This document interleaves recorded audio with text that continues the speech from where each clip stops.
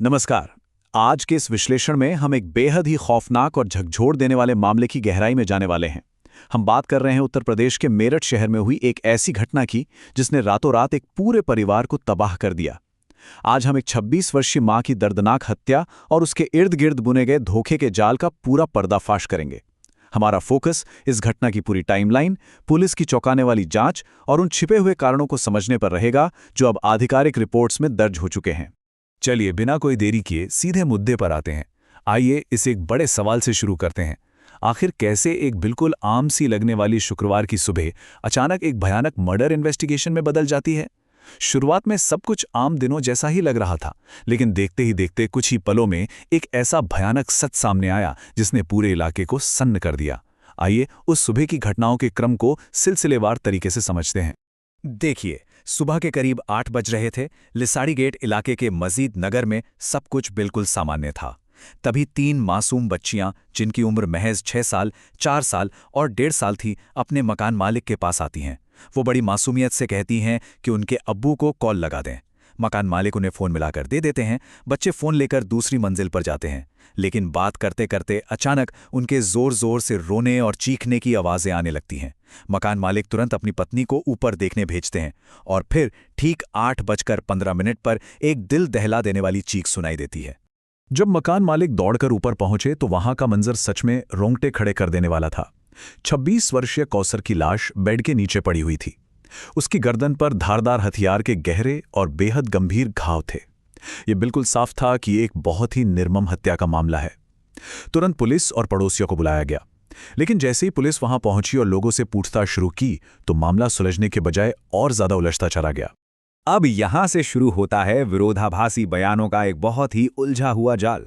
Police की जांच शुरू होते ही ये साफ हो गया था कि ये केस सीधा सीधा तो बिल्कुल नहीं है। इस पॉइंट पर आकर चीजें सच में बहुत अजीब होने लगती हैं। दोनों बयानों को देखिए, ये एक दूसरे से कितने अलग हैं। एक तरफ पति साकिब है, जिसे जब फोन करके बुलाया गया तो वो आकर फूट फूट कर रोने लगा। उसने पुलिस से कहा कि वो तो नीचे के कमरे में गहरी नींद में सो रहा था, उसने कोई आवाज नहीं सुनी और उसे कुछ नहीं पता। वहीं दूसरी तरफ 6 साल की बड़ी बेटी सानिया ने एक बिल्कुल ही अलग कहानी बताई। उसने कहा कि काले रंग के कपड़ों में एक चोर कमरे में आया, उसने अम्मी को मारा और भाग गया, और सबसे बड़ी बात, उस समय उसके अब्बू घर पर नहीं थे। एक पति जो नीचे सोने का दावा कर रहा है और एक बच्ची जिसे काले कपड़ों वाला एक अजनबी याद है। ये विरोधाभास पुलिस के लिए सबसे बड़ा सुराग बन गया। इस बीच हत्या की खबर सुनकर कौसर का परिवार भी वहां पहुंच गया।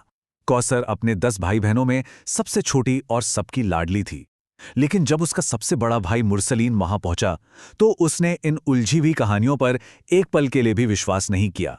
उसका शक सीधे तौर पर सिर्फ एक ही इंसान पर था, और वो था उसका बहनोई साकिब। अब ये शक कोई हवा हवाई नहीं था, बल्कि हाल ही की एक बेहद खौफनाक घटना पर टिका हुआ था। मुरसलीन का ये बयान इस पूरे केस के मनोवैज्ञानिक पहलू को समझने के लिए बहुत जरूरी है। उसने बताया कि महज 15 दिन पहले साकिब ने सुबह सुबह उसे फोन किया था।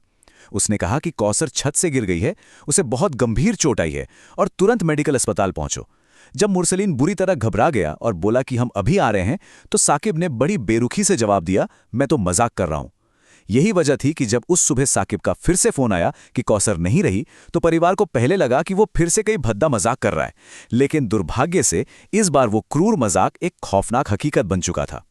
तो अब हम एक बहुत ही अहम मोड़ पर खड़े हैं। एक सोता हुआ पति, एक काले कपड़ों वाले चोर की कहानी और पत्नी की मौत का वो पुराना क्रूर मजाक। ये सारी कड़ियां आखिर किस तरफ इशारा कर रही थी? इन सब के पीछे वो कौन सा काला सच था जिसे छिपाने की इतनी बड़ी कोशिश की जा रही थी? आइए देखते हैं कि पुलिस की सख्ती के बाद इस केस की परतें कैसे खुलीं। और यहीं पर होता है हत्या के असली मकसद का खुलासा।